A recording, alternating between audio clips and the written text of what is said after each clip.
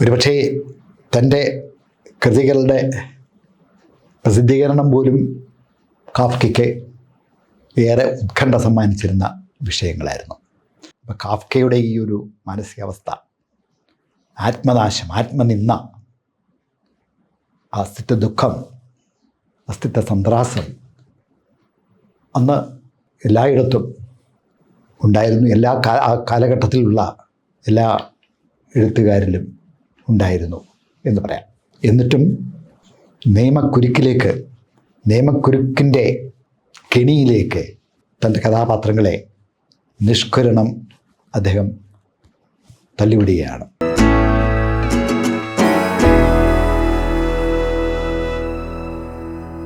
കാഫ്കയുടെ പ്രധാന കൃതികൾ the trial, വിചാരണ, ദ കാസിൽ, ദുർഗം, കോട്ട, അമേരിക്ക, പിന്നെ മെറ്റമോർഫോസിസ്, രൂപാന്തരപ്രാപ്തി, രൂപപരിണാമം. ഇതിൽ മെറ്റമോർഫോസിസ് ഒഴികെയുള്ള നോവലുകൾ കാഫ്കയുടെ ജീവിതകാലത്ത് പ്രസിദ്ധീകരിച്ചിരുന്നില്ല.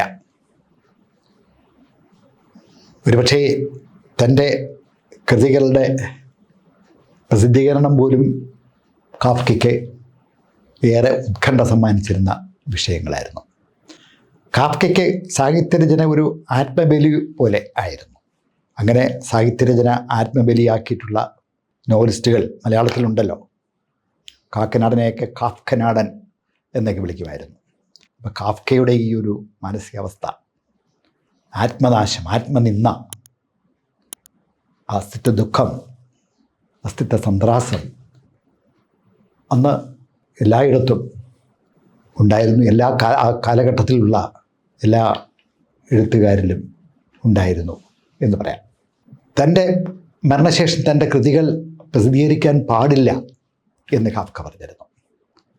അതിൻ്റെ പ്രധാന കാരണം പല കൃതികളും പൂർണ്ണമായിരുന്നില്ല എന്ന് തന്നെയാണ്. ദ കാസിലും ദ ട്രയലും പൂർണ്ണമായിരുന്നില്ല, അപൂർണമായിട്ടുള്ള കൃതികളായിരുന്നു.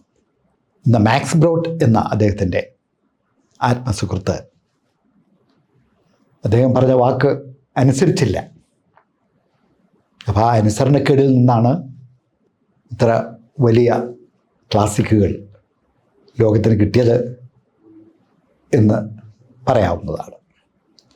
മാക്സ് ബ്രോഡ് സുഹൃത്തിൻ്റെ വാക്ക് പാലിച്ചിരുന്നുവെങ്കിൽ ഈ കൃതികളൊന്നും പ്രസിദ്ധീകരിക്കപ്പെടുമായിരുന്നില്ല. അപൂർണമെങ്കിലും നിസ്തുലമായിട്ടുള്ള കൃതികളാണ് ദ ട്രയലും ദ കാസിലും ഒക്കെ. ദ ട്രയൽ 1925 പ്രസിദ്ധീകരിക്കുന്നത്. കാഫ്ക 1924 മരിച്ചിരുന്നല്ലോ.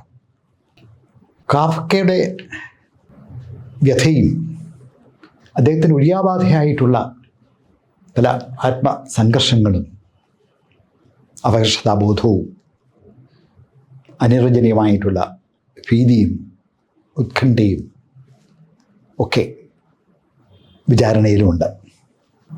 നിയമവിദ്യാർത്ഥിയായിരുന്നു കാഫ്ക, അഭിഭാഷകനുമായിരുന്നു. എന്നിട്ടും നിയമക്കുരുക്കിൻ്റെ കെണിയിലേക്ക് തൻ്റെ കഥാപാത്രങ്ങളെ നിഷ്കരണം അദ്ദേഹം തള്ളിവിടുകയാണ്. വിചാരണ വളരെ അബ്സഡ് എന്ന് പറയാവുന്ന അസംബന്ധമായിട്ടുള്ള ഒരു കഥയാണ്. ജോസഫ് കെ എന്ന ഒരു ബാങ്ക് ഉദ്യോഗസ്ഥൻ ഒരു കാരണവുമില്ലാതെ അറസ്റ്റ് ചെയ്യപ്പെടുന്നു. ഒരു സുപ്രഭാതത്തിൽ ഏതോ അജ്ഞാത കേന്ദ്രത്തിൽ നിന്നും 2 പേര് അദ്ദേഹത്തിനടുത്ത് വരുന്നു. അദ്ദേഹത്തിനെ അറസ്റ്റ് ചെയ്യുന്നു. എന്താണ് കാരണമെന്ന് പറയുന്നില്ല, എന്ത് തെറ്റ് ചെയ്തിട്ടാണ് എന്ന് പറയുന്നില്ല. അറസ്റ്റ് ചെയ്ത് വിചാരണയ്ക്ക് മുൻപായിട്ട് ജയിലിൽ അടയ്ക്കണമല്ലോ, അതൊന്നും ചെയ്യുന്നില്ല. ബാക്കി വിവരങ്ങളൊക്കെ പിന്നാലെ വരും എന്ന് പറഞ്ഞിട്ട് ഈ അറസ്റ്റ് ചെയ്തവർ പോകുന്നു. പിന്നീട് ഒരു അറിയിപ്പ് കിട്ടുന്നു, അദ്ദേഹം കോടതിയിൽ ചെല്ലണം എന്ന്. കോടതിയിൽ ചെന്നു. അതൊക്കെ വളരെ അവിശ്വസനീയമായ രീതിയിൽ, അസാധാരണമായ രീതിയിലുള്ള സാഹചര്യമാണ് നമുക്ക് പ്രദാനം ചെയ്യുന്നത്. മച്ചിലുള്ള ഒരു ഇരുണ്ട മുറിയിൽ ആണ് കോടതി. എവിടെ ചെല്ലണമെന്നൊന്നും ജോസഫ് കെയുടെ പറഞ്ഞിരുന്നില്ല. അവിടെ ഒരു അലക്കുകാരിയെ കണ്ടു. അവരാണ് കോടതിയെക്കുറിച്ചുള്ള പ്രാഥമിക വിവരങ്ങളൊക്കെ ഇദ്ദേഹത്തോട് പറഞ്ഞത്. കോടതിയിൽ ചെന്ന് കഴിഞ്ഞപ്പോൾ കോടതി നടപടികളെക്കുറിച്ച്, തന്നെ അറസ്റ്റ് ചെയ്തതിനെക്കുറിച്ച് പ്രതിഷേധാർഹമായ ചില അന്വേഷണം നടത്തിയതിന് ജോസഫ് കെയുടെ അലംഭാവത്തെ, അനുസരണക്കേടിനെ അവർ ചോദ്യം ചെയ്തു. അയാൾ പോയി തിരിച്ച് ഒരു ഞായറാഴ്ച വീണ്ടും വന്നു. അപ്പോഴേ അലക്കുകാരിയാണ് കാണുന്നത്. എന്താ അസംബന്ധമാണെന്ന് ആലോചിക്കുക.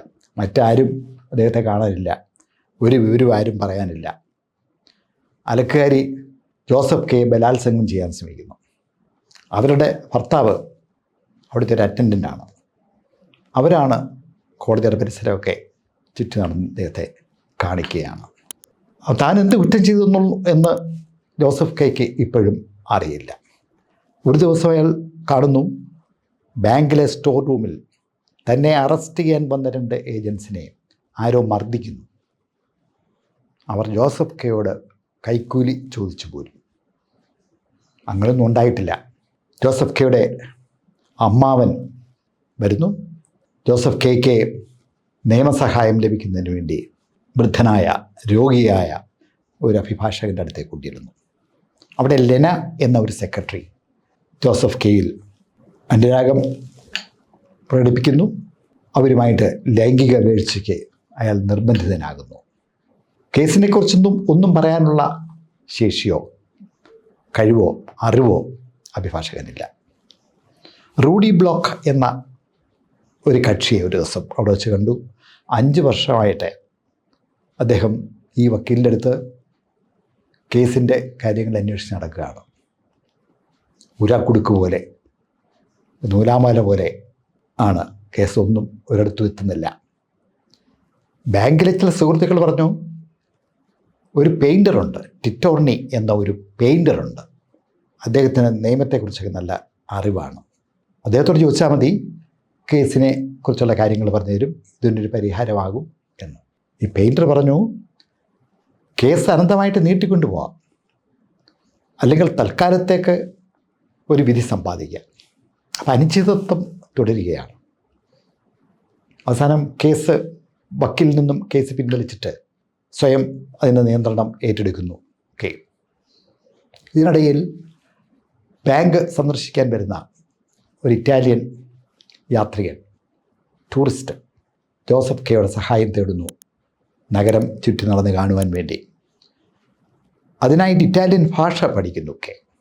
അത് കഴിഞ്ഞ് അദ്ദേഹത്തിൻ്റെ 31ാം ജന്മദിനത്തിൻ്റെന്ന് 2 പേർ വന്ന് അദ്ദേഹത്തെ കൂട്ടിക്കൊണ്ടുപോകുന്നു. വിജനമായ ഒരു സ്ഥലത്ത്, ഒരു മരുഭൂമിയിൽ വെച്ച് അവർ നിർദ്ദയം അയാളെ കൊല്ലുന്നു. നോവൽ ഉപയോഗിക്കുന്ന ഭാഷ ഒരു പട്ടിയെപ്പോലെ കൊല്ലുന്നു. ഇതാണ് വിചാരണയുടെ കഥ. അസംബന്ധജടിലമായിട്ടുള്ള സംഭവ പരമ്പരകൾ, യുക്തിരഹിതമായിട്ടുള്ള, അവിശ്വസനീയമായിട്ടുള്ള മുഹൂർത്തങ്ങൾ, ഒരു നിശ്ചയവുമില്ലാത്ത, ഒരു വ്യവസ്ഥയുമില്ലാത്ത സാഹചര്യം. ശിക്ഷയ്ക്ക് അനുയോജ്യമായിട്ടുള്ള കുറ്റം കണ്ടുപിടിക്കേണ്ടത് കെയുടെ ഉത്തരവാദിത്വമായിട്ട് മാറുന്നു. ഡോസ്റ്റോയെവ്സ്കിയുടെ റാസ്കൽനിക്കവ് കുറ്റം ചെയ്തതിന് ശേഷം ശിക്ഷ കിട്ടാൻ വേണ്ടി അങ്ങോട്ട് ശിക്ഷ അന്വേഷിച്ച് നടക്കുകയായിരുന്നു. കാഫ്കയുടെ കെ ശിക്ഷ കിട്ടിക്കഴിഞ്ഞു, കുറ്റം എന്താണെന്ന് അറിയാൻ വേണ്ടി നടക്കുന്നു. യാതൊരു യുക്തിയുമില്ലാത്ത ഒരു ലോകത്ത് ജീവിക്കേണ്ടി വരുന്ന മനുഷ്യൻ്റെ അവസ്ഥയാണ് കെയിലൂടെ കാണിക്കുന്നത്. ഉദ്യോഗസ്ഥ ദുഷ്പ്രഭുത്വത്തിൻ്റെ അഴിമതി, മനുഷ്യത്വരഹിതമായിട്ടുള്ള ഭരണകൂടം, പിന്നെ ആധുനിക മനുഷ്യൻ്റെ മനസ്സിലുള്ള ആദിമമായിട്ടുള്ള ചില ഭീതി. അത് ആദിഭാവമാണോ എന്താണെന്നറിയത്തില്ല, അതോ വ്യവസായവൽകൃത സമൂഹത്തിൽ കുത്തക മുതലാളിത്ത വ്യവസ്ഥിതിയിൽ തൊഴിലാളികൾക്കുണ്ടാകുന്ന അന്യതാബോധത്തിൻ്റെ ഭാഗമാണോ എന്നും അറിയില്ല. നിർവചിക്കാനൊക്കാത്ത ഭീതി, യാതൊരു രീതിയിലും വിശകലനം ചെയ്യാൻ പറ്റാത്ത സാഹചര്യങ്ങൾ നമ്മുടെ മുമ്പിൽ അനാവരണം ചെയ്യപ്പെടുന്നു. വിചാരണ എന്ന തലക്കെട്ട് ശ്രദ്ധേയമാണ്. കാരണം വിചാരണ നടക്കുന്നേ ഇല്ല. ഒരാളിനെ അറസ്റ്റ് ചെയ്യുന്നേ ഉള്ളൂ, വിചാരണയില്ല. പക്ഷേ നോവലിന് പേര് കൊടുത്തിരിക്കുന്നത് വിചാരണ എന്നാണ്. വിചാരണ അയാളുടെ മനസ്സിലാകും നടക്കുന്നത്.